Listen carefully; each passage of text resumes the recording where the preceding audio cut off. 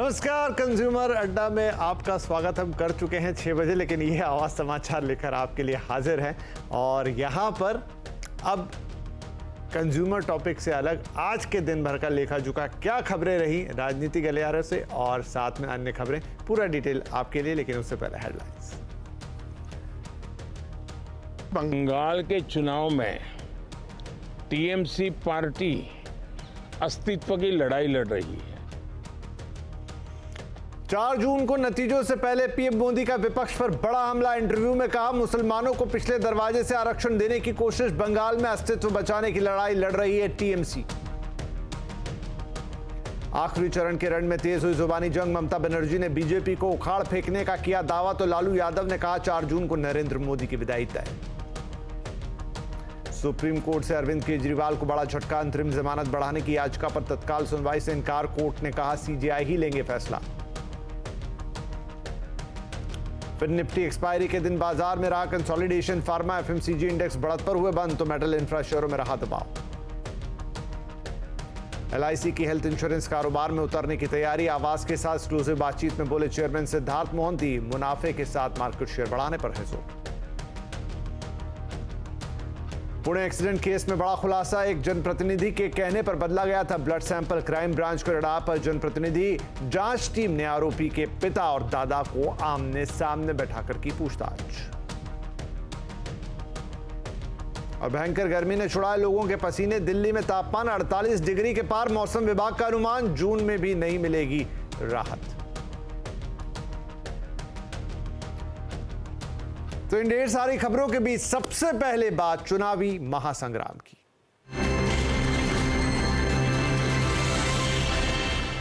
लोकसभा चुनाव का अंतिम दौर शुरू हो चुका है। इससे पहले प्रधानमंत्री नरेंद्र मोदी ने एएनआई को दिए एक इंटरव्यू में बंगाल की ममता सरकार पर हमला बोला है। उन्होंने कहा कि टीएमसी बंगाल में अपने अस्तित्व की लड़ाई लड़ रही है। बीजेपी को सबसे ज्यादा सफलता पश्चिम बंगाल में ही मिल रही है। बंगाल के चुनाव में टीएमसी पार्टी अस्तित्व की लड़ाई लड़ रही है। आपने देखा होगा पिछले असेंबली के चुनाव में हम 3 थे, 3 में से बंगाल की जनता ने हमें 80 पर पहुंचा दिया। हमें लोकसभा के अंदर भारी बहुमत पिछले चुनाव में मिला था। इस बार पूरे हिंदुस्तान में द बेस्ट परफॉर्मिंग स्टेट कोई होगा तो पश्चिम बंगाल होने वाला है। पीएम मोदी ने अपने इंटरव्यू में विपक्ष पर अपशब्दों का प्रयोग करने का आरोप लगाया। उन्होंने कहा कि वो पिछले 24 साल से गालियां खा खाकर गाली प्रूफ बन गए। मैं तो पिछले 24 साल से गालियां खा करके गाली प्रूफ हो गया हूँ। मौत का सौदागर किसने कहा था? गंदी नाली का कीड़ा किसने कहा था? और मेरे यहाँ तो पार्लियामेंट में एक दिन हमारे एक साथी ने हिसाब लगाया था, 101 गालियाँ गिनाई थी। तो चुनाव या चुनाव न हो, ये लोग मानते हैं कि गालियां देने का हक उनका ही है।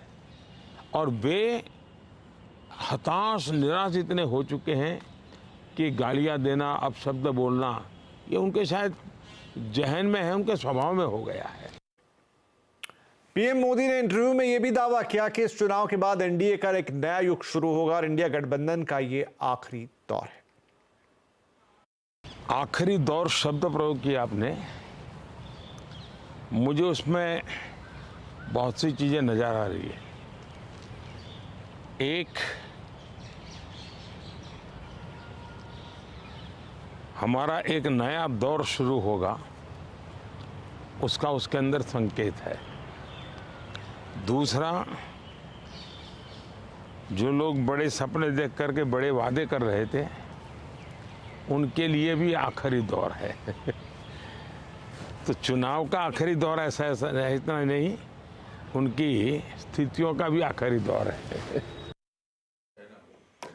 इधर कोलकाता में चुनावी सभा को संबोधित करते हुए बंगाल की मुख्यमंत्री ममता बनर्जी ने बीजेपी और मोदी पर निशाना साध दिया। उन्होंने कहा कि अगर हम सीपीएम को उखाड़ फेंक सकते हैं तो बीजेपी को भी बंगाल से उखाड़ फेंकेंगे।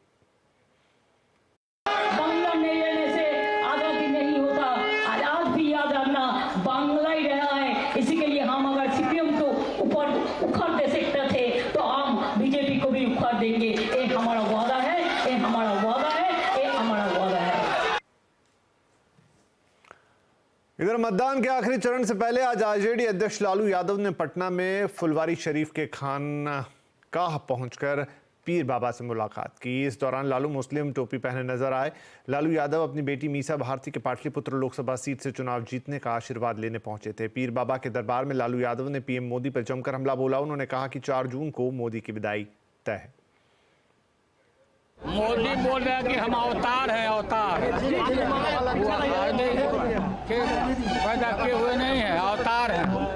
लालू जी 4 जून को क्या होगा? सरकार हम लोग का बनेगा। 4 जून को क्या होगा? लालू यादव के बयान पर केंद्रीय मंत्री गिरिराज सिंह ने हमला किया और दावा किया कि 4 तारीख के बाद लालू यादव नमाज पढ़ते नजर आएंगे। उनको रिजल्ट निकलने के बाद देश के प्रधानमंत्री भारतीय जनता पार्टी एनडीए को 400 के पार आएगा और इंडी महागठबंधन, राहुल गांधी तो विदेश भागेंगे, लालू जी आज खनका में जाके टोपी पहन रहे हैं, अब परमानेंट मस्जिदे में जाके नमाज पढ़ेंगे। 4 तारीख के बाद पेटकुनिया देंगे। लोग को बुड़बक ना बनाए। अब लालू जी के पास वोट बाट नहीं खे, एक गो वोट बा, टोपी पहना वोट ला। प्रधानमंत्री नरेंद्र मोदी ने झारखंड के दुमका में चुनावी हुंकार भरी। उन्होंने विपक्ष पर निशाना साधते हुए कहा कि 4 जून के बाद भ्रष्टाचारियों पर कार्रवाई और तेज होगी। उन्होंने कहा कि कांग्रेस का काम सिर्फ लूटना था, लेकिन हमने सब बंद करा दिया। 4 जून के बाद भ्रष्टाचारियों पर कार्रवाई और तेज होगी, ये मोदी की गारंटी है। कांग्रेस गरीबों के नाम पर पैसे लूटने में बिल्कुल एक ही काम 24/7 लूटो। मोदी ने आकर वो सब बंद कर दिया। कांग्रेस नेता राहुल गांधी ने उत्तर प्रदेश के देवरिया में पीएम मोदी पर जमकर हमला बोला। उन्होंने कहा कि नरेंद्र मोदी को धरती पर परमात्मा ने भेजा है, बाकी सब लोग बायोलॉजिकल हैं। नरेंद्र मोदी बायोलॉजिकल नहीं। नरेंद्र मोदी कुछ नहीं करता है, सब कुछ अपने आप होता है। नरेंद्र मोदी को धरती पे परमात्मा ने भेजा है, बाकी सब लोग बायोलॉजिकल हैं, माता पिता से पैदा हुए हैं। नरेंद्र मोदी बायोलॉजिकल नहीं है। नरेंद्र मोदी जी ऊपर से टपक के आए हैं। उनको परमात्मा ने हिंदुस्तान भेजा है परमात्मा का काम करने के लिए। राहुल गांधी ने सोशल मीडिया प्लेटफॉर्म इंस्टाग्राम पर एक वीडियो पोस्ट किया, जिसमें राहुल गांधी तेजस्वी यादव, मीसा भारती के साथ लंच करते दिख रहे हैं। वीडियो में तीनों खाना खाते हुए और प्रधानमंत्री नरेंद्र मोदी पर गपशप करते दिखाई दे रहे हैं। राहुल गांधी ने वीडियो को पोस्ट करके लिखा, मोदी जी नर्वस हो गए हैं और जनता उनसे उकता गई है। ये जो कह रहे हैं कि मैं भगवान का काम करता हूँ, ये नर्वसनेस है। तो बिहार के चुनाव में आपको क्या लग रहा है? शुरू से मैं कहता रहा हूँ चौंकाने वाला रिजल्ट आएगा, है ना, यूपी में और बिहार में। ये बहुत आसान नहीं रहा।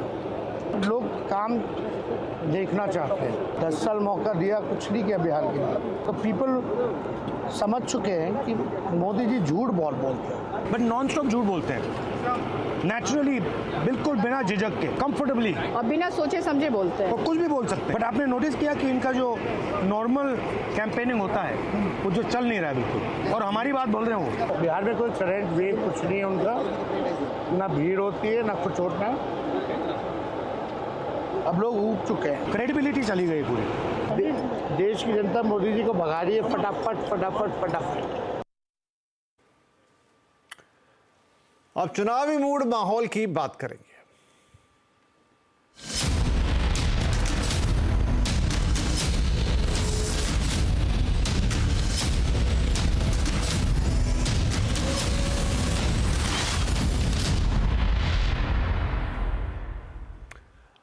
आखिरी चरण का मतदान 1 जून को होने वाला है। चुनाव में वाराणसी एक हॉट सीट है। वाराणसी लोकसभा सीट से प्रधानमंत्री नरेंद्र मोदी चुनावी दंगल में है। वाराणसी की जनता के मन में क्या है, ये जानने की कोशिश की हमारे संवाददाता क्रिस्टवीन वालिया ने।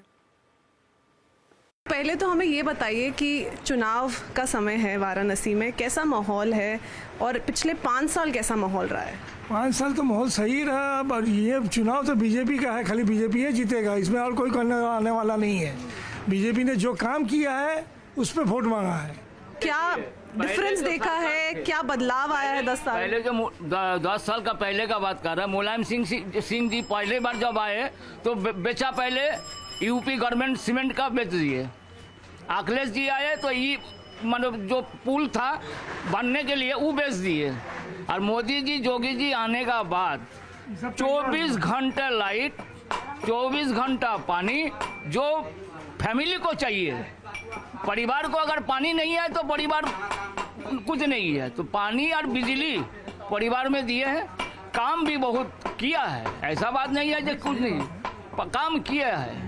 मोदी जी हैं, सब मुमकिन है। जो काम नहीं होगा वो अच्छा काम हो रहा है। काम बढ़िया चल रहा है एकदम। मैंने ये भी देखा है कि सब अपने घरों से बाहर निकलते हैं और हर कोने में, जैसे मैंने कहा, कचौड़ी जलेबी मिलती है। तो सबका एक वो है कि मेल मिलाप यहाँ पे होगा। ऑफकोर्स हम लोग यहाँ बहुत मेल मिलाप से सकते हैं, सब एक दूसरे से मिलते जुलते हैं। एक बाद हम लोग चले जी पान जमावल जी, तो का आनंद कुछ और होला। हारा हारा मारे। बनारस में 14 से अभी तक हम लोग चाहेंगे कि बाबा विश्वनाथ से निवेदन है कि मोदी जी कम से कम अभी भी 40 साल बनारस में जीते और बनारस को क्यूटो जो बोले हैं आधा क्यूटो बन गया है और हमको लग रहा है कि 2-4 साल में पूरा बन जाएगा। इसमें कोई दो राय नहीं है। कांग्रेस के जो कैंडिडेट हैं उनके बारे में भी बता दीजिए, उनके बारे में क्या ख्याल है? वो तो बोलते हैं कि मैं यहाँ का लड़का हूँ, मैं ज़मीन से जुड़ा हुआ हूँ, मेरे लिए वोट पड़ना चाहिए। नहीं, बोलने में और कथनी और करनी दोनों चीज़ में अलग है। जब मोदी जी बाहर से बनारस में कम से कम 40 बार आ सकते हैं कि यहाँ का जो कैंडिडेट है वो हम लोग के क्षेत्र में कई बार घूमे, आप इतना पता कर लीजिए। जब चुनाव का बरसाती मतलब मेढक के समय जब आता है कि अब बरसात आया, मेढक टर टर करेगा, तो चुनाव के समय आपको पोस्टर दिख रहा है। बता दें कि भाई हम नहीं जीते लेकिन बनारस में ये काम हमने कराया है। कोई भी पार्टी के लोग बता दे, हमारे यहाँ जब पार्षद का भी चुनाव होता है तो यहाँ के कुछ मेढक की तरह टर टर करने वाले उस समय दिखाई दे देंगे, लेकिन फिर 5 साल में घर में दुबक जाएंगे। ना कोई विकास, ना किसी समस्या का समाधान, कोई ये नहीं है। लोकसभा का चुनाव आखिरी दौर में है। ऐसे में क्या है पूरे चुनाव का गुड़ा भाग? आज चुनाव अड्डा में चुनावी पंडितों से इसी पर होगी बड़ी चर्चा। शाम 7:57 पर चुनावी पंडितों का गुड़ा भाग, आज का चुनाव अड्डा।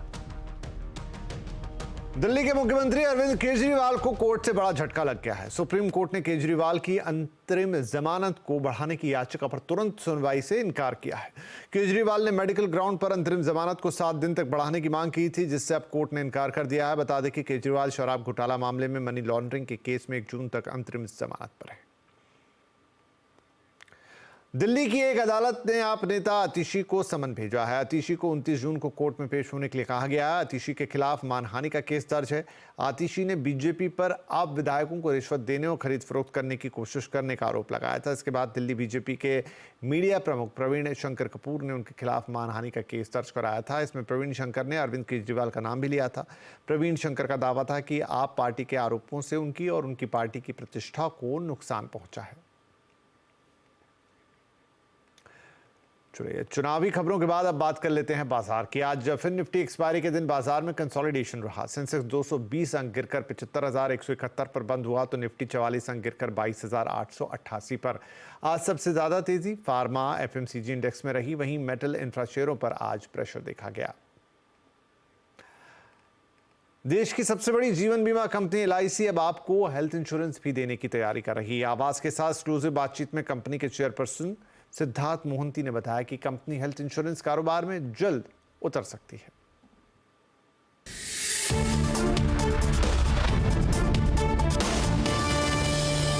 कि आपने इनऑर्गेनिक ग्रोथ के बारे में बात की है। LIC यूजुअली इस तरीके की बात नहीं करता, लेकिन क्योंकि अभी लीडरशिप भी चेंज हुई है, आपके लीडरशिप में क्या एक्विजिशन या कोई हेल्थ केयर इंश्योरेंस स्पेस में एक बड़ा अनाउंसमेंट दिख सकेंगे? देखिए, हम लोग जो है पूरा सारे के सारे ऑप्शंस खुला रखते हैं जी। Organic inorganic both options are open, हमारे लिए खुला है LIC के लिए। और मेरा समझना है कि हेल्थ इंश्योरेंस मार्केट जो है बहुत बड़ा मार्केट है, इसमें अभी तक अच्छा सा मतलब ये नहीं हुआ है, काम नहीं हुआ है। और आने वाले समय में जब नया कानून आएगा, इंश्योरेंस एक्ट चेंज होगा, उसमें कंपोजिट लाइसेंस आएगी, तो वो समय जो है हम उसके लिए अभी से काम कर रहे हैं। तो हम लोगों का लक्ष्य रहेगा कि हम लोग बड़े पैमाने पर हेल्थ इंश्योरेंस में आए।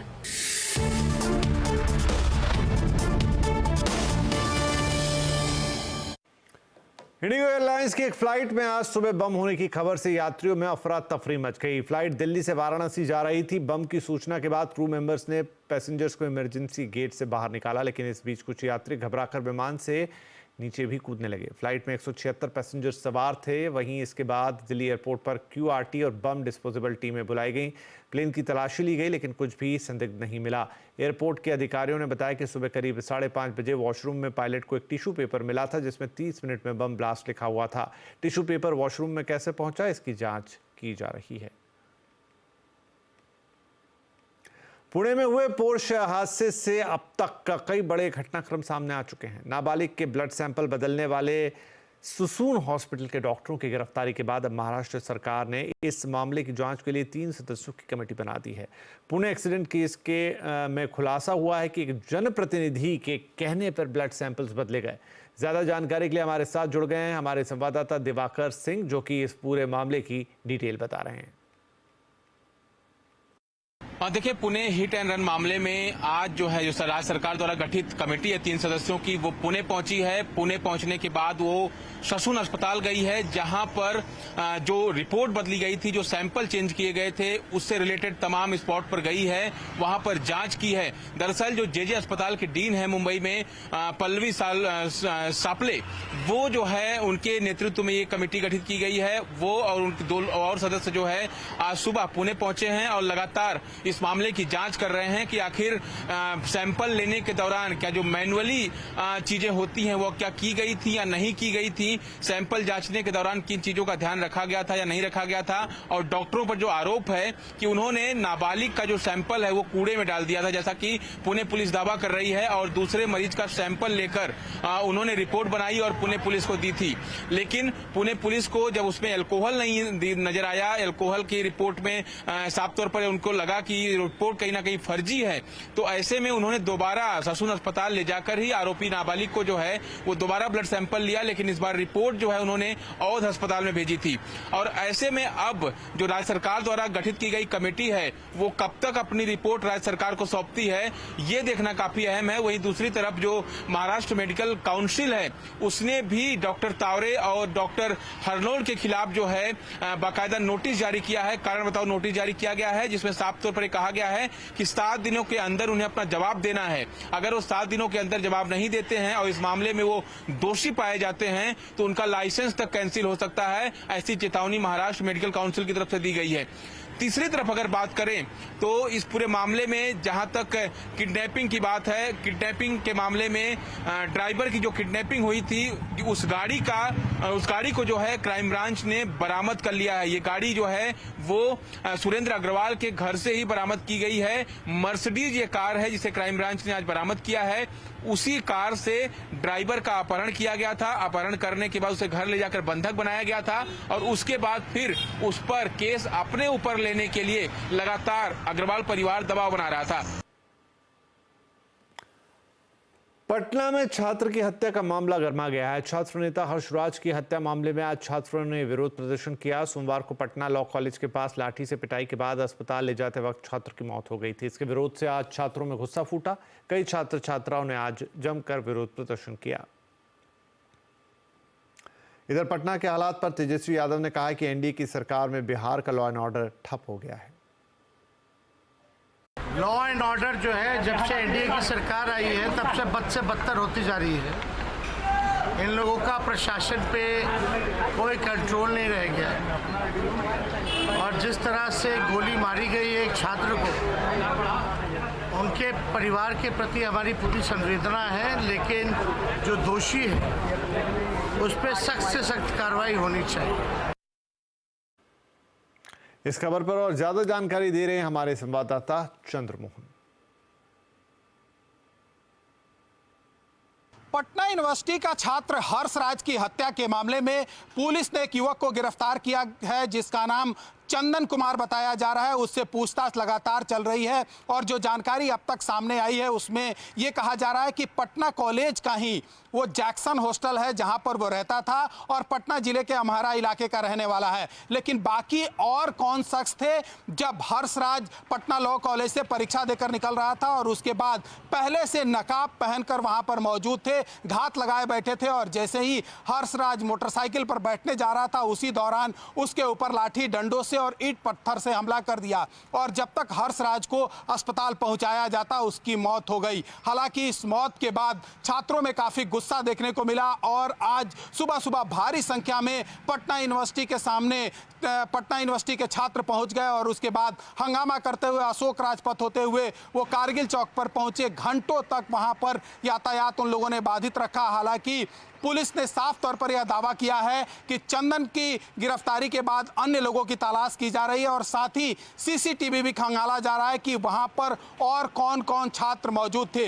लेकिन जिस तरह से हर्षराज की हत्या की गई और वहां पर आसपास में जो लोग मौजूद थे वो मुख्य दर्शक बने रहे, ये कहीं ना कहीं उनके ऊपर भी सवाल खड़ा कर रहा है। और साथ ही जो छात्र गुस्से में हैं वो भी सीधे तौर पर पटना जिला प्रशासन, पुलिस के ऊपर और यूनिवर्सिटी प्रशासन के ऊपर सवाल खड़े कर रहे हैं कि आए दिन पटना यूनिवर्सिटी में इस तरह की घटनाएं होती रहती है जब भारी संख्या में वहां पर छात्र पहुंचते हैं, मारपीट करते हैं, फायरिंग करते हैं, बमबाजी करते हैं और उसके बाद निकल जाते हैं।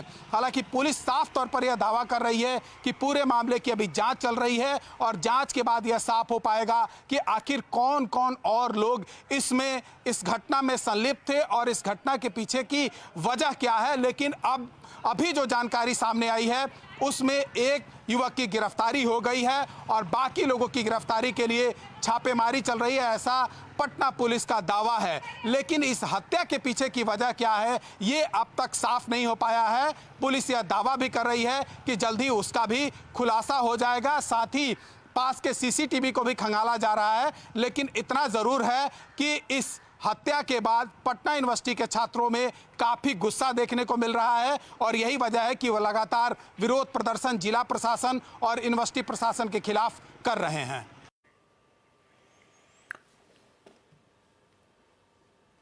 चलिए अब बात कर लेते हैं गर्मी की। मई की गर्मी ने उत्तर भारत में लोगों के पसीने छुड़ा दिए हैं। मौसम विभाग के मुताबिक जून के महीने में भी लोगों को राहत नहीं मिलने वाली है। दिल्ली में तापमान 48 डिग्री के पार हो चला है। ज्यादा डिटेल्स दे रहे हैं हमारे संवाददाता असीम मनचंदा। इस वक्त पूरे उत्तर भारत में भीषण गर्मी पड़ रही है। गर्मी लगातार नए रिकॉर्ड बना रही है। राजस्थान के फौलादी में तापमान 50 डिग्री तक पहुंच गया है। इतना ही नहीं, एक बीएसएफ जवान की मौत भी लू लगने से हो गई है। उत्तर भारत में मैं बात करूं, हरियाणा, पंजाब, गुजरात, उत्तर प्रदेश, सब जगह गर्मी अपने नए रिकॉर्ड बना रही है। दिल्ली में भी कल 10 साल का सबसे ज्यादा गर्म दिन देखने को मिला। दिल्ली में तापमान 49 डिग्री तक पहुंच गया है। आने वाले दिनों में भी आपको गर्मी से राहत की उम्मीद नहीं है। फिलहाल 2 दिन तक मौसम विभाग ने रेड अलर्ट जारी किया है और उसके बाद जून में भी गर्मी से कोई राहत नहीं मिलेगी। मौसम विभाग के मुताबिक जून में भी हीट वेव के दिन 8 से लेकर के 10 हो सकते हैं। कुछ लोग छुट्टियां मनाने के लिए, राहत लेने के लिए पहाड़ों की तरफ रुख कर रहे हैं, लेकिन वहां भी गर्मी बहुत ज्यादा पड़ रही है। मौसम विभाग ने जम्मू कश्मीर, हिमाचल प्रदेश, लद्दाख के लिए येलो अलर्ट जारी किया है। तो सब जगह गर्मी का पारा चढ़ा हुआ है। थोड़ी सी गनीमत यह है कि मानसून अपने ट्रैक पर है। अगले 3 से 4 दिन के अंदर मानसून केरल तट के ऊपर पहुंच जाएगा, लेकिन उत्तर भारत तक पहुंचने के लिए कम से कम आपको 30 जून तक का इंतजार करना पड़ेगा। तब मानसून दिल्ली तक पहुंचेगा, तभी आपको राहत मिल सकती है। असीम मनचंदा, CNBC आवाज। मिजोरम के आइजोल में लगातार हो रही बारिश से कोहराम मच गया। यहाँ पत्थर की एक खदान ढह जाने से 17 लोगों की मौत हो गई है, जबकि कई लोग मलबे में अभी भी दबे हुए हैं। यह हादसा आइजोल के दक्षिणी बाहरी इलाके मेल्थम और हिलमैन के बीच खदान में हुआ। यहां चक्रवाती तूफान रिमल के कारण नदी का जलस्तर बढ़ गया है। फिलहाल पुलिसकर्मी राहत और बचाव कार्य में जुटे हुए हैं। नदी किनारे रहने वाले लोगों को सुरक्षित स्थान पर पहुंचाया जा रहा है। साथ ही स्कूलों को भी बंद कर दिया गया है। वहीं मिजोरम सरकार ने मृतकों के परिवार को 4-4 लाख रुपए की सहायता राशि देने का ऐलान किया है और प्रभावित लोगों को कुल 15 करोड़ रुपए की सहायता दी जानी है। अगर आप कमोडिटी बाजार में दिलचस्पी रखते हैं और उसमें कारोबार करना चाहते हैं तो CNBC आवाज़ आपके लिए कमोडिटी गुरुकुल के नाम से एक अनोखी पहल लेकर आया है। 22 जून को होने वाले इस लाइव वेबिनार में देश और दुनिया के कमोडिटी बाजार के लीडर्स आपको मार्केट की हर छोटी बड़ी बारीकियों को सिखाएंगे। बाजार के टेक्निकल्स के साथ बड़े ट्रेंड्स को पहचानने के तरीके बताएंगे। ये भी सिखाएंगे कि मोमेंटम इंडिकेटर्स क्या होते हैं और उनके हिसाब से स्ट्रैटेजी कैसे बनाई जाती है, निवेश में कितना जोखिम शामिल है और उसे मैनेज कैसे किया जाए, आपको अपने पोर्टफोलियो में कमोडिटी की कितनी जगह रखनी चाहिए। साथ ही एक्सपर्ट आपके हर सवाल का जवाब प्रैक्टिकल एग्जाम्पल्स के साथ देंगे। इसके अलावा और भी बहुत कुछ सीखने को और मिलेगा। तो इस एक्सक्लूसिव वेबिनार का हिस्सा बनने के लिए अभी से लॉगिन कर सकते हैं hindi.cnbctv18.com कमोडिटी गुरुकुल पर।